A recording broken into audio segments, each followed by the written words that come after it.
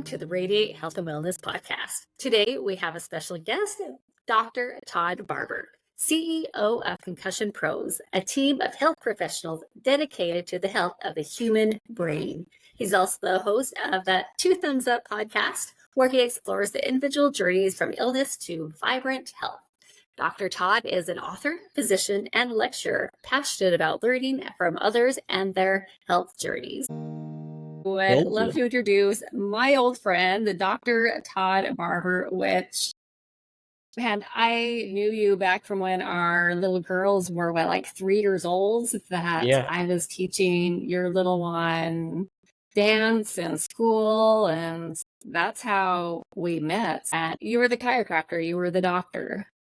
But then I saw you just go through these shifts and these changes to where you're starting to do a whole new thing with your chiropractic work. And it's almost like your definition of health has totally shifted from working on the body to now seeing them as a whole unique individual, where you're, instead of just going and doing the crack and break, and correct me if I'm wrong here, but you're really tuning in and coaching each of your clients and patients to tune in to their own bodies, into their own health, and begin that healing from within.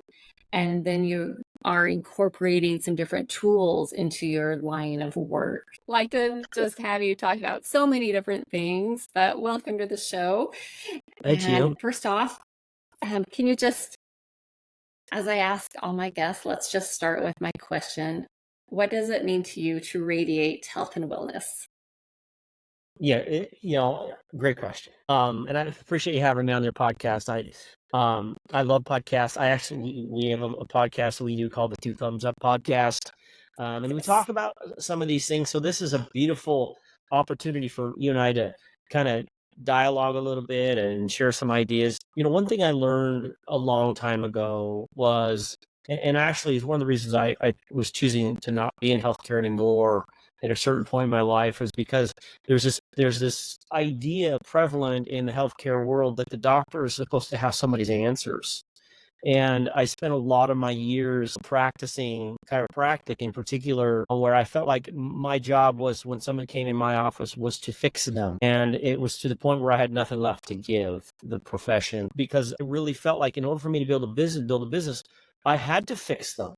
I did the treatments that I was excellent at my treatments, and I gave them, home care instructions. But so much of it, the result fell upon whether the patient would follow through with their care and do the things that was the information that was given. And so I decided that at one point in time, about 2007, where I was just done. And I was going to go do some other things. And I did start another business and ran another business for a while. But healthcare was calling me. I just felt like it was something I love. I love the interaction, the patient interaction. I love, the things I learn. And I chose a different foundation. I chose a foundation where it wasn't up to me to give the patient all their answers. This misconception when people come out of higher education programs that we know everything. And I'll tell you, first and foremost, we do not. And so I began a search for myself first, of who I am and what my dreams are, and the things that I love about my creation in my life. And I sort of built up my practice and on who I am. And so I began hiring phenomenal. I got out of chiropractic care. I don't practice chiropractic any longer, but I own clinics where I bring in practitioners who see the vision of what we're creating. So we started a brain injury. We have brain injury facilities. We have we work with patients with post-concussive syndrome. We're dedicated to the health of the human brain. And I love it because it's a unique space, a unique idea in business that is rapidly expanding in the abilities to test for brain injury, early detection of concussion, And we build a program where we are able to, our physical therapists who are amazing, who see the vision of this idea, is to take a person that's in a post-concussive state or in a second impact syndrome type state, where they have all these symptoms, everything from headaches to neck pain to PTSD to personality just changes, suicidal ideation, depression, hormonal changes. I mean, it's a whole lot. And so I love what we do with concussion now, and it's allowed me to kind of start doing some of the other things I love. My businesses, I have great doctors; they see amazing patients.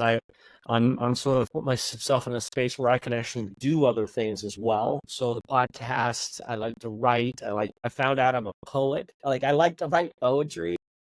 And so that's been fun. And I'm writing a book called The Dance of the Wu. And Christine and I were talking a few minutes ago about the Wu, and it's a concept that I'm super interested in. And the concept is a Taoist philosophy that the idea is to live life with effortless action, meaning don't sell out, don't give up, don't avoid, don't do those things that sell myself out, but literally trust my actions are based on my vision and my purpose, and let it unfold like the blossoming of a rose or the flow of a river. And so, the easiest way to swim down a river is with the current. And so the flow of it. And I love the concept of the Wu because it implies effortless action. I do everything I possibly can to make something work, and I allow the uncontrollables to just show up and manifest. And so life has become a lot more fun. So, Todd, what are some tools that you use to get in this way?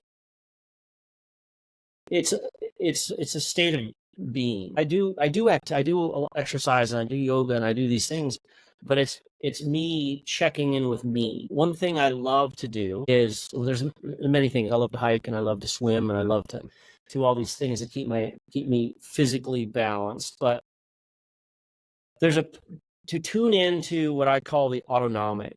The autonomic is a process that's happening within inside of me. And so what I actually like to do is to tune into what's autonomic about me, my heartbeat, my breathing, tune into my digestion, tune into literally feeling blood flow, visualizing meiosis and mitosis of my cells, protein synthesis. And one of the ways I do that, it's always been fascinating to me, well, when I had the realization that when humans pray or meditate, we close our eyes. And so what that does, by closing my eyes, it takes away one of my sensations, and I begin to see inward. And so what I like to do is close my eyes and plug my ears, and then I hear my autonomic. I can hear my heartbeat. I actually hear my respirations. I can speed them up. I can slow them down.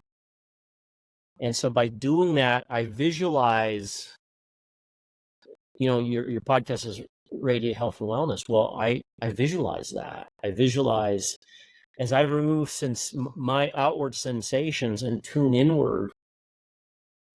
I visualize it. I feel it. And if you've ever plugged your ears and closed your eyes,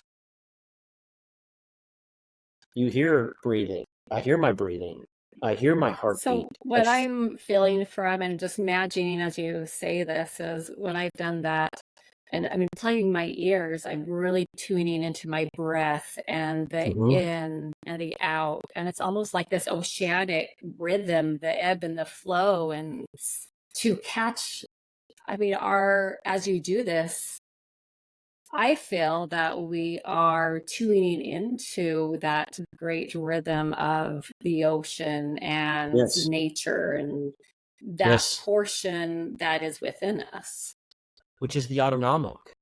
The autonomic nervous system, Dr. Wayne Dyer, who I love dearly, he's one of my buddies, and he talks about the autonomic being, he characterizes it as unconditional love. There's something autonomic happening in this existence that loves me. My heart beats, my cells divide, my lungs fill with air, procreation, relationships, the blossoming of a rose, the coming on of spring, the beautiful autumnness, the roll of the waves. That's all autonomic. As a matter of fact, I feel like it's 99% in this existence autonomic. We get to participate by our choices and create with maybe 1 to 5%. But most of it is happening beautifully on its own. As a matter of the most important thing about my health is happening on its own. Yeah. It's autonomic. The autonomic nervous system. My cells my eyes, my pupils dilate based on how much light is in the room. My brain perfuses with blood because my heart it expands and contracts. And I'm like, well, if that's the case, which it is, what am I so worried about? Right? It's like, Todd, bro, this is life is so easy and so wonderful, and the way that effortless action, because I see it as the truth. I see people as, it's interesting to me that, and I love art, I love dance, and I would love to, in some other life, potentially be a dancer or a singer, or all of those things. But I really enjoy sport. I love the magnificence of athletic competition. I love dance. I love music. I love art. I love to see the sky. I mean, all life is an art form, and people have beautiful skills where they can just draw something, and it moves me, and music moves me. And so I'm considering. I've asked the question to myself, well, what does that tell me? There's so much art out there. The world is an art form. So how would it be from a health standpoint, or a relationship standpoint, or a communication standpoint, or a friendship standpoint? Because I love all art forms. What if I saw human beings as art forms? I mean, I've seen thousands of patients in my career. Not two of them move the same, hold themselves in space the same. They are biomechanically unique. They're neurologically unique. They're they're physiologically unique. So what does it tell me? They're genetically, divinely unique. So what does it tell me? Well, creation, whatever that is, I'd love to call it the great nothingness, but it within the nothingness contains everything that there is. Let's say it's God, whatever that is. Well, it's art. You are an art form to me. I am an art form unto myself. And so when I'm in a yoga class, or when I'm in a swim, how would a dolphin move? How would a masculine, powerful ballet man move? And it's like, and so then I can see people, and they will do their life, and they're doing their thing, and they're driving out here, and they're walking down the sidewalk. I'm like, that's God's art form. And it's made me see things that I've never seen before. Instead of, it's like, I have 2 ears and 2 eyes, but the eyes are blind to what the heart does not want to see, and the ears are deaf to what the heart will not see. So I tell myself, okay, Todd, process all information that comes into your space, whether it's sound or visual or touch. Process that information from the heart, my heart, and then see what I see, and then hear what I hear, and then say what I say. Because if I have that pause when the information flows through here, everything looks different. However, if information is processed here and all this noise, I don't see anything. I just see me frustrated. And I know what happens to me with my sympathetic nervous system when this is going on. Cortisol release, adrenal cortex fatigue, lack of digestion, that fight or flight. However, the other side of that is the parasympathetic space. Rest and digest. I see you. I trust you. I love you. I love me. Look how that beautiful person walks. I wonder what they know. And so one of the things I love in my podcast, I don't talk about what I know. I know what I know. I'd like to know what Christine knows, because that's where the information flows into the Akasha, into the space, into the information. And I learn, and maybe it's a selfish thing, but I love to learn from others. And as I look back at my life, the only things I have learned in this existence, in this life form, has come from others and observation. And so if that's the case, I came here as this beautiful blank slate with the opportunity that I could paint my own Sistine Chapel. I could create my own David out of stone. A couple of weeks from now, I have a good buddy of mine coming on the podcast. Actually, not till October, but Scott Rogers, who's this amazing, he creates clay figures, these beautiful, and he can take from a chunk of clay and create the most beautiful art. And he fascinates me. You know Scott, if you remember Scott. And I just am super excited to talk to him because he's sharing an art form, right? It's coming out of him. It's like, it just comes out of him. And I hear these singers. I love like, social media, because so many beautiful singers are coming forth that I would have never heard before. What a beautiful art form. They're the art form. They're creating the art, but they're the art form. And so is the art form your purpose? So the singer, those notes, those lyrics, and that is their true essence, is coming out through their vocals and creating this energy and vibration. Or even to go with, my husband, that's a contractor, and the homes that he's creating, arts that way. I had my buddy on the show a couple of weeks ago. He's a Finnish carpenter. And we talked about this, and he hadn't considered himself an artist until we talked about it. So, you're an artist? Well, I'm a Finnish carpenter. Well, to me, that's artistry. It's like, don't die with your music inside you.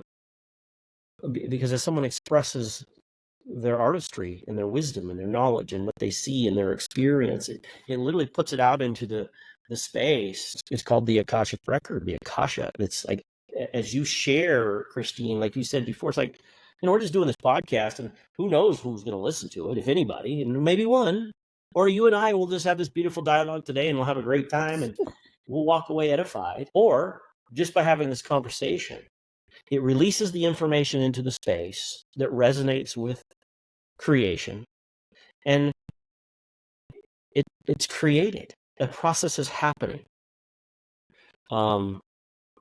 It's So I have a question for you. I don't want to get you out of your flow there, but you said something about 99% of us, or at least 95%, is this essence, this flow, this, what do you call it, Wu Wei?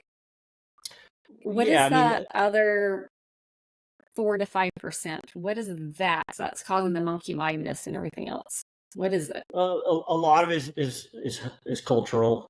It's habitual. It's the speaking of a language. It's one of the fortunate things is I had an opportunity in my life to learn Chinese. I spent a couple of years in Taiwan.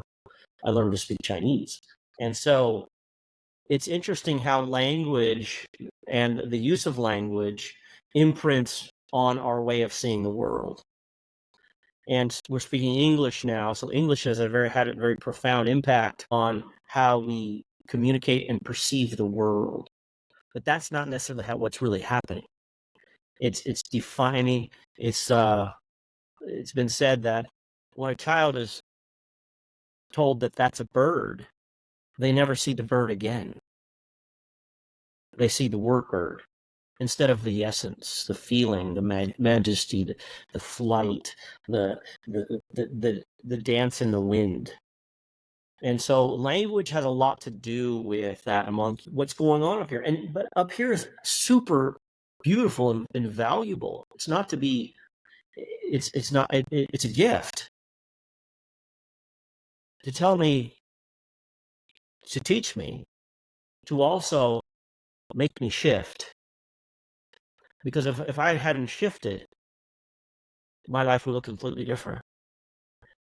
I was definitely raised in a religious upbringing, and I think you were similar. Just discussions of the Bible. I mean, God created the world in 7 days, and at the end, God created the Word. So would you say that that word was the distinguishing line, like the point of being able to be open to all vibrations, and then there was this word put in there which gave everything definition? So as the little boy was experiencing the bird and what the bird truly is, now we had the word, the definition of bird put on it. He never saw bird the same.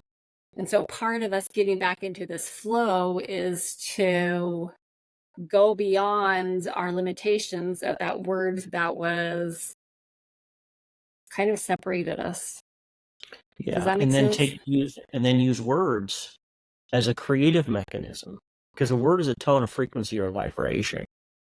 It's the power of the word is speaking the word from the essence of my soul. Oh, I could say it's a bird, or I could say, boy, I love how it feels to watch a bird fly. Boy, I love how it dances on the wind. That's a different, and those are words, but it's a different feeling. But if I say from here, I say that's just a bird, Because you're or that's a tapping dolphin. into that creative, that artistic. There's an immune response. There's a digestive response. There's all of these beautiful biochemical hormonal things occur and balance and resonate as the language is spoken from my truth.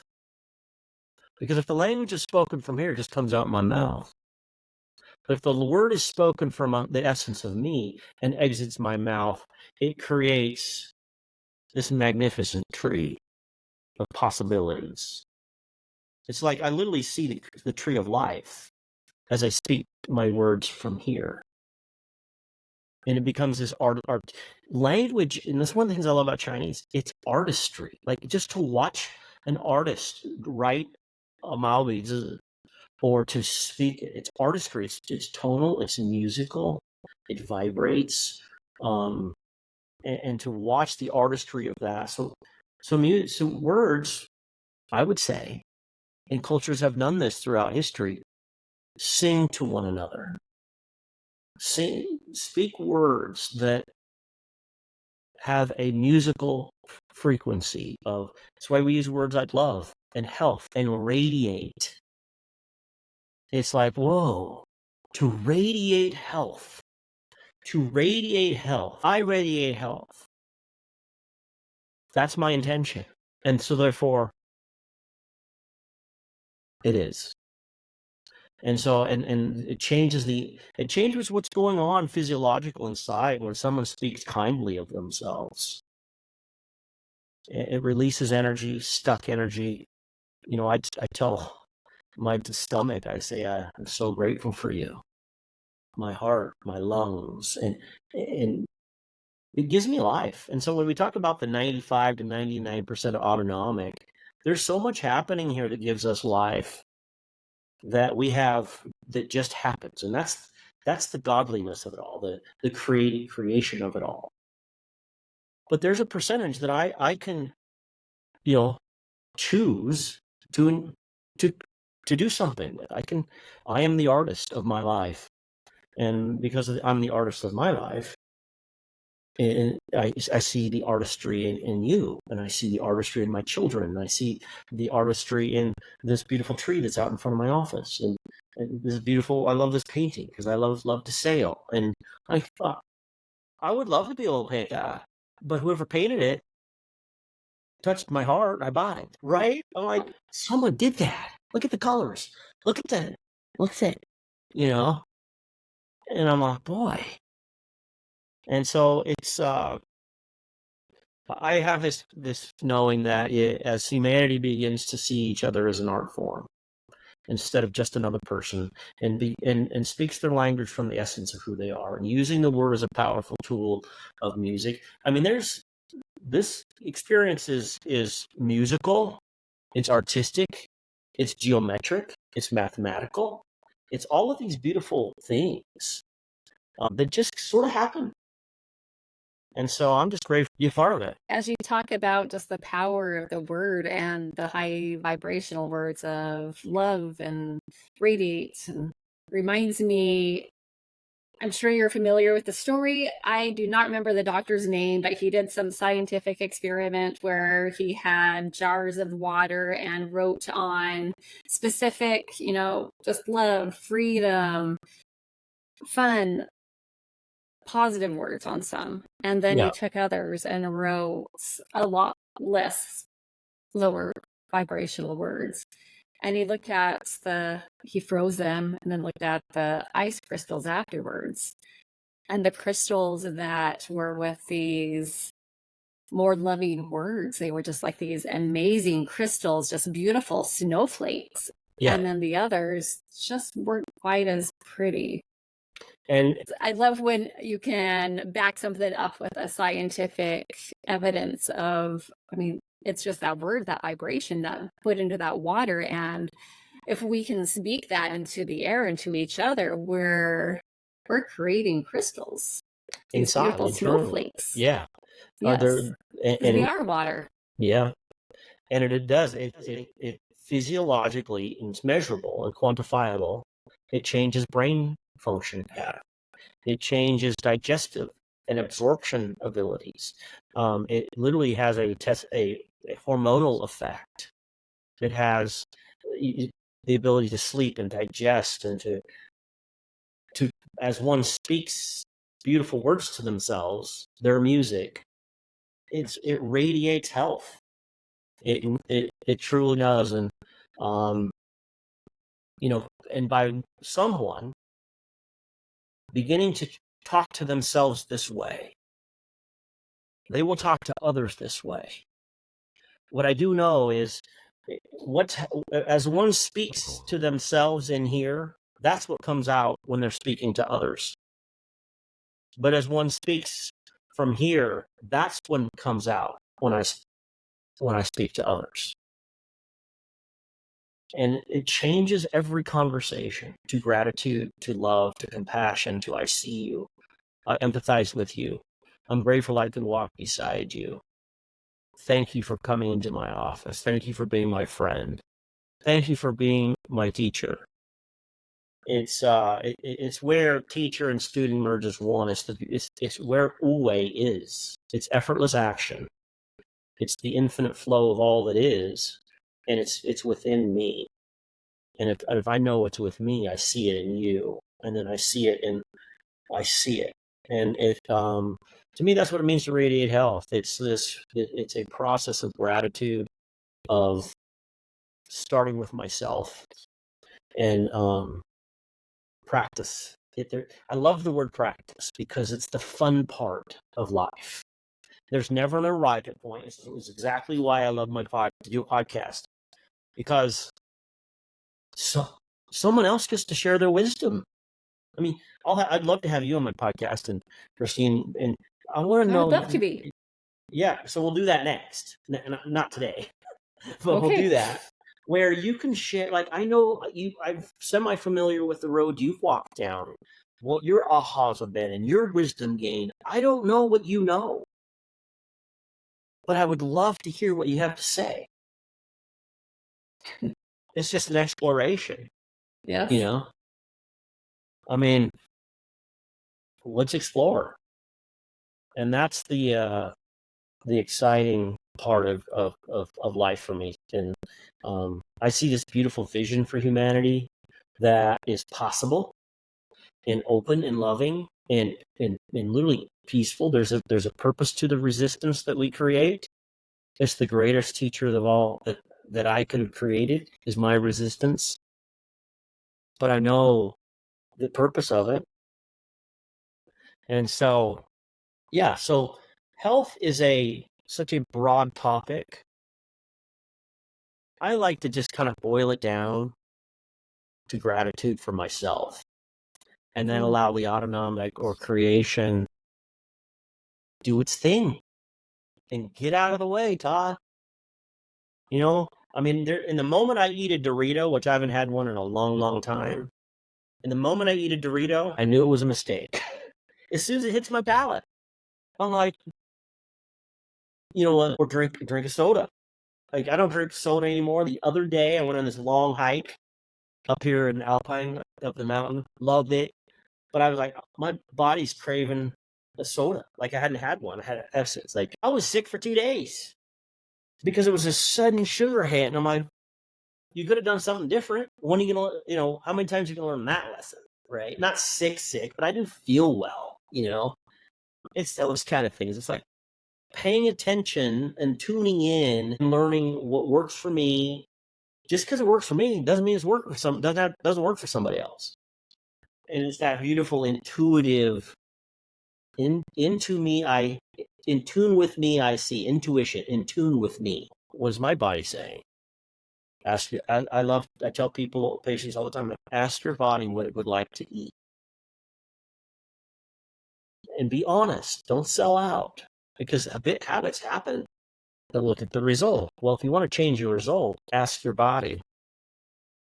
Well, that's perfect. And this morning I was just listening to your 2 Thumbs Up podcast, one where you share about somebody brought donuts into work, and that was that's your trigger, that's your treat. And so you started with a half a donut. It's okay to have a half a donuts, and then I think by noon you had your 8th half or something. Yeah. I had it. I mean, we all have something. We are all human, and to be able to know our triggers. But the thing is after we've given in and eaten our 4 halves of donuts or 8 halves, whatever it is, to actually look at ourselves and how does that make me feel, and remember that feeling. Yeah. And, maybe next time a donut comes up, we can stop at the half, or maybe it'll be something else next time. It'll be that pizza or the Doritos or the Pepsi. And to be able to, we keep on having learning lessons over and over again, don't we, in this world? Yeah, it's kind of like, what would wisdom say? Wisdom says, hey, enjoy a donut, Todd. Wisdom did not say eat 8 halves, which is 4 donuts, by the way. I mean, my front desk, I came out and they were sitting on, they could tell I was kind of frustrated with myself. And then one of them was like, well, what's wrong? I'm like, well, I just finished my 8th half. And they started laughing. And I'm like, that's self-control. Of course, it's taught me, it's a funny story, but it actually taught me a huge lesson. Again, to use wisdom in life. My wisdom. Hey, someone maybe will eat world-class swimmer, 4 donuts, they're ready to go for another 1,500 meters, whatever. But for a 50-some-year-old middle-aged guy, probably not the best choice. Let and learn. Yeah. So as we're talking and about really coming in tune to ourselves and stuff, and I told you earlier that I like to send a message out, and I just saw the person that is kind of stuck in judgment, in the fear to be able to surrender and allow their true voice out, what's deep in their hearts, that they are living in the mask and don't want others to see what's really truly inside. What advice can you give to someone like that to be able to surrender themselves, to open up and really experience the freedom of being who they are instead of locked inside the shell? Yeah. It's a great question. And, there's one thing that I know about advice. And I don't give advice. Yeah, I don't like the word advice either. And I get what you're saying. I get what you're saying because everybody wants someone else to give them an answer. I would ask her a few questions that she could ask herself. Is it a her? I'm assuming. Is this a female? Might be a they, them, there. I don't know. We don't know. But ask the question, why do I hold myself in judgment? What's my payoff about the judgment I hold for myself? When did I first begin to experience judgment for myself? What is it that I don't love about myself? And then as those emotions start bubbling up and coming out, fill that space with the question, what do I love about myself? What do I see about myself? How am I a creator of my life? What do I see for my life's vision and purpose? What would I love to create? What do I love about the relationships I have in my life? What do I love about my body? I love how my hands move. I love how my eyes see. I love how I hold myself in space. Those answer the question. So ask questions about the fear, the judgment, because it all comes down to fear. Mm-hmm. Ask questions about that and answer them honestly to oneself. And then fill that void once the emotion bubbles out with other questions. What do I love about me? What do I see about me? What do I love about how I love others? And it fills that space back up with this vibrational frequency of compassion for myself, of empathy for myself, of love for myself, of gratitude for myself. And it changes the language. Because I know this, and I don't share this much, but I had suicidal ideation for many, many years, starting in about the 6th grade. And I remember what happened to me in the 6th grade. I'm not going to dive into it here, but there was some massive judgment and some massive fear and some massive, I'm not enough and I'm broken. How come I can't be perfect? And why did my family break up? And what could I have done different? All these things. And I built this story around that of my life. And someone one day started asking me some questions. When did I first feel judged by myself or others? When did I have to start developing self-loathing? When all these, and what did that feel like? What was it? And so as I asked those questions, but the next questions came. What do you love about yourself? And it started to change the language that I spoke to myself. And as I changed the language I spoke inside of myself, it had there's a spiritual response, there's a physiological response, there's a metabolic response. All these beautiful things started shifting. And so the patterns of suicidal ideation or self-loathing or self-harm, those patterns are still here. They're here.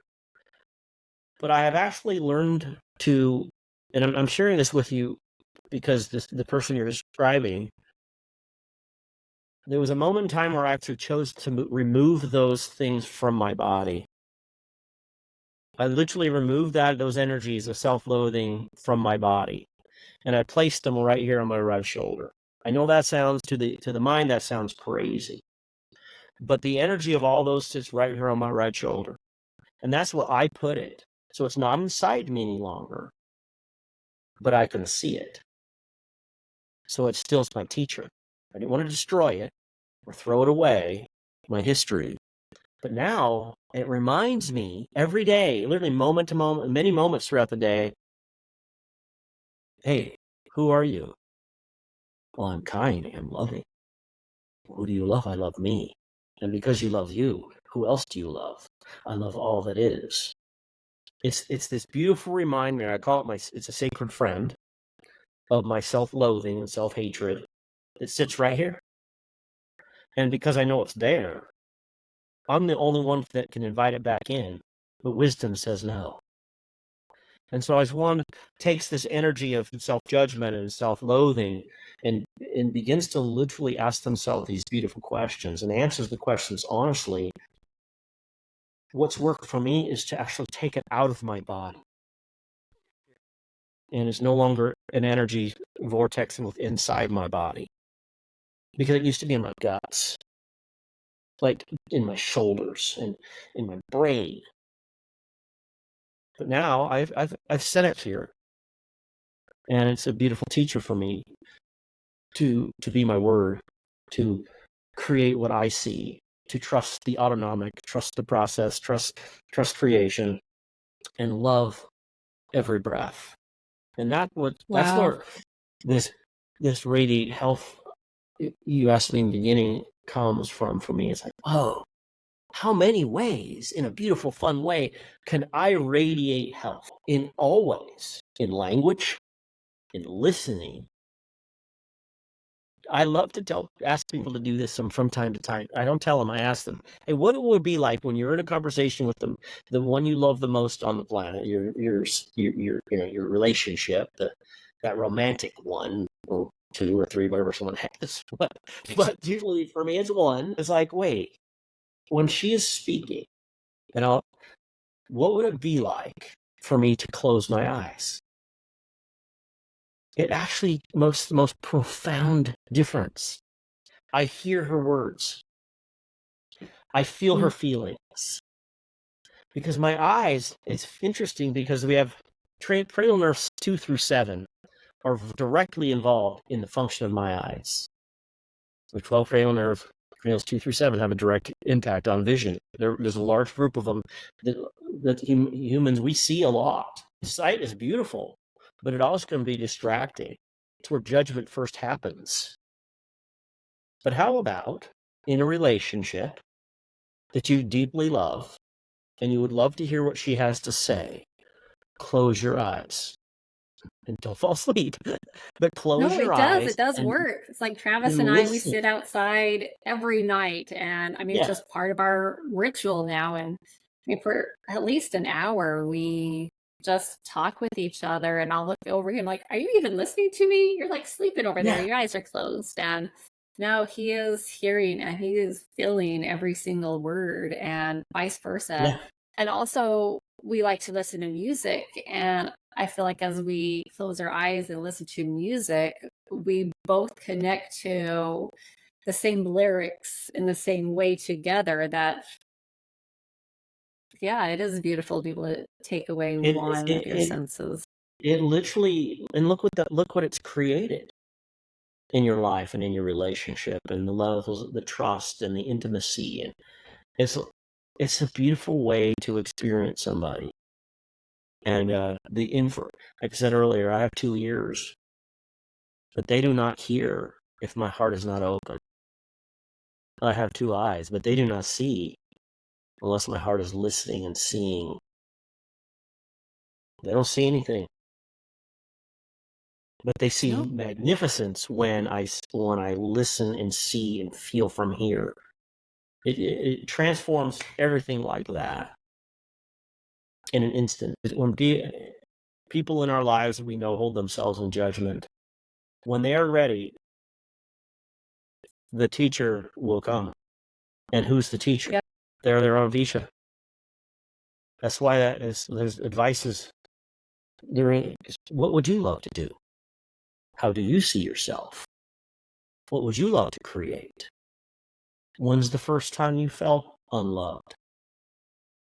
back to what you have, which thank you for, I mean, you really did go deep and sharing your experience with that and what it was that you put on your shoulder.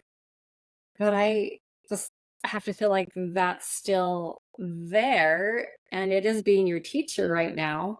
But do you feel like there will be a time when you're able to trust yourself enough that you don't need that there anymore and be able to release that 100%? I had let it go at one point. I sent it off, and it came back as something else. It's this beautiful ball of light, and I know what it represents. And so it's my sacred friend. It's my mirror. And so it's not about holding on to what's not working. It's about honoring my journey, my experience. And it's a tool. You asked earlier about what tools I have that I sometimes use. It's one of my tools. Man, because it's not ugly to me, and it's not that it's this beautiful, literally it ebbs and flows with purple light. Light does. I mean, that's what I see. It's a form of art for me. Things I've learned from just past, and I'm really not a scriptural person, but it keeps on coming up for me that we were told that we would be forgiven to where our sins would not be seen no more. So for me, I interpreted that as when I see the true value and lessons in that what I had judged as wrong, put the label of sin onto it. But as I put that description onto and label this sin, but once I see the blessing in it, the lesson in it, and then come from a place of, I am now who I am because of being able to experience that, and then come from a place of gratitude and love for that experience, which then, as you talk about color, might change it from this, just a visual of this dingy gray mud block to this beautiful, just iridescent and violets. That's the picture that I saw as you were describing Yeah, that. and I actually thank you for seeing that, because I didn't share what it looks like to me now. It's this it's an orb of different lights, and I know to others, and I pray people get the intention of this conversation, because we are grounded people. I'm a grounded person. I like objectivity, and I like science, and I love physiology, and I love all of the measurable things about healthcare, and I love all the results that come from humans' input into humanity being healthy, and the science behind all that. However, there's so much going on here that cannot be discounted when it comes to the self-actualized, intuitive nature of one's health and well-being. It's been said many times, everything is energy, all things are energetic forms. And so to actually, to back to the concept of artistry, it comes out of someone, and then they put it on a canvas, or they create an orchestra. Why can't one take something that was inside them, like Michelangelo's David, and literally from a hunk of stone create the David? That's my David. It's my creation. Everybody has that statue, that something miracle within them that, just And let it's that said that out. statue, actually, the David is a statue of Michelangelo that he created. He brought himself out from within. And so I see humanity doing that. It's this beautiful process to draw within and manifesting without. And it radiates health, it radiates well-being, it radiates beautiful relationships, and forgiveness and compassion and gratitude. And it's a lot of fun. Like it's an enjoyable life, and there's so much to learn, and that's the fun of it all. And I do like the word hope. I love a great hope for humanity when it comes to them, us as a collective and as individuals, recognizing the art form that we are, recognizing that my health and wellness are directly dependent upon the words I speak to myself and the choices I make. And then the grand creator of it all, the autonomic, that which happens of itself. And the word for nature in Chinese is ziran. Ziran means literally that which happens of itself and manifests from the great nothingness. And it flows. Everything flows. So yeah, I love it. Yes. Life's beautiful. Well, this has been a great conversation, Todd, and I love having conversations like this that we can really dig deep inside and come within and share. And it's, Yeah. so That's thank you. Is so there so fun. Thank anything you. else that you'd like to share with anybody else out there in podcast land? Well, I love her. Thank you. It's fun. Like there's so many. Like I would just say, love yourself, and then love others. It's as simple as that. And then physiologically and metabolically and biochemically and hormonally and digestively and reproductively, everything just happens from that space. And so, and judgment goes. It just disappears like the wake off the back of a ship. It just goes. And it's simple. It's quite simple when it's broken down into the creative essence of love for oneself. Love thyself. And it's super simple when you set it all over here. But that's when you're seeing those things as blessings. So yes, and I get it. Yes. It's a process. Because there's no And so judgment. I encourage everyone to jump into their process and see what's created and share it. Like share it on Christine's podcast. Come on, local, share it, because as it's shared, it's out. It's out there. Yes, it's out there. All right. Well, as we're talking about putting things out there, do you want to share where people can get to know more about you and about your clinic and your books? Yeah. So our podcast is on Spotify. It's called the Two Thumbs Up Podcast. If you're interested in the concussion world and our Concussion Pros program, it's concussion-pros.com. We have a Concussion Pros Instagram page, as well as Facebook page. So you can find us on any of those. How else? Podcast is on Spotify. Just check us out on social media, concussion-pros.com. And we'd love to assist in any way. Yeah, 2 thumbs up. Yeah. All right. Me too. Yep. Thank you so much for being on. I definitely appreciate One day I want to all come of out your and see you guys wisdom. in Hawaii. Yes. Thank you. Let's do this again. I'll reach out to you and you'll come on the 2 thumbs up as well. Thank you for joining this inspiring conversation with Dr. Todd Barber. As always, if you know someone who could benefit from the messages shared in this podcast, please share it with them. You never know how far your ripple can go. Together, we can create a healthier, happier world. I'd love to hear your comments and suggestions for future episodes. And if you have a message you'd like to share, let me know if you are interested in being a guest on the podcast. And please follow and subscribe to stay updated on the latest episodes. You can also check out my website, radiatehealthandwellness.com, for more resources, recipes, blog posts, and information on my health and wellness coaching. If you would like some assistance on your health journey, please consider allowing me to be your coach. You can contact me at radiatehealthandwellness.com or email radiate.hw@gmail.com.